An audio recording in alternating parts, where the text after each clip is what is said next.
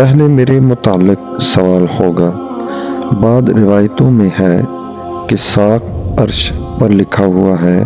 جو میرا مشتاق ہو میں اس پر رحم کرتا ہوں، اور جو مجھ سے سوال کرے میں اسے دیتا ہوں، اور جو میرے حبیب صلی اللہ علیہ وآلہ وسلم پر درود پاک پڑھ کر میرا قرب چاہے میں اس کے گناہ بخش دیتا ہوں، خواہ وہ سمندروں کی جاگ کے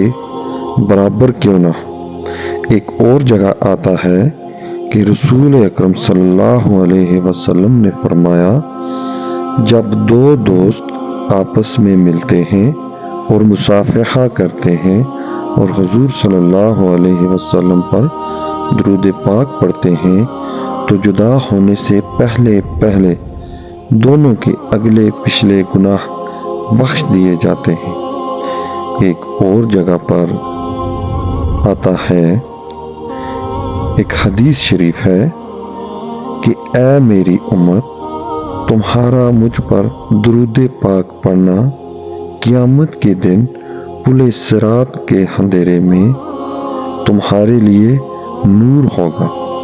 اور جو شخص یہ چاہے کہ قیامت کے دن اسے اجر کا پیمانہ بھر کر دیا جائے، اسے چاہیے کہ وہ مجھ پر درود پاک کثرت سے پڑھا کرے۔ اللہ عز و جل سے دعا ہے کہ ہمیں کثرت سے درود پاک پڑھنے کی توفیق عطا فرمائے،